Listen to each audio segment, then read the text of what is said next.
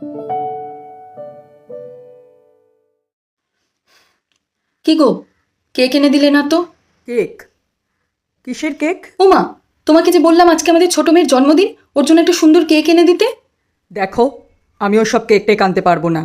আমার মা বলে গেছে এই বাড়িতে মেয়েদের জন্মদিন কোনোদিন পালন করা হবে না। উফ, তোমাকে আর বুঝিয়ে পারি না। এসব রীতিনীতি আমরা মেনেছি, এখন এসব বাদ দাও না। আমাদের মেয়েগুলো যে কটা দিন আমাদের কাছে আছে, সে কটা দিন অন্তত ওদের জন্মদিনগুলো পালন করো। পরের ঘরে গেলে আমার মেয়েদের জন্মদিন আর পালন হবে কিনা তার কোনো ঠিক নেই। সেই কথা ভেবে অন্তত একটা কেক এনে দাও। একটা কেকই তো কাটবে, এনে দাও না একটু। ঠিক আছে, ওকে তৈরি হতে বলো, আমি কেক নিয়ে আসছি। যাক বাবা, লোকটা অবশেষে বুঝেছে। না, মেয়েকে এখন কিছু বলবো না, আমরা বরং মেয়েকে সারপ্রাইজ দেবো। হ্যাঁ, happy birthday to you, happy birthday to you, happy birthday dear Sonama, happy birthday to you.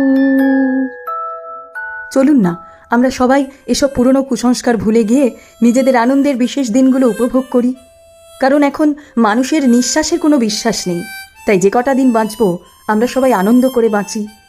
আনন্দ পাওয়ার বা আনন্দ করার অধিকার তো সবারই আছে, তাই না?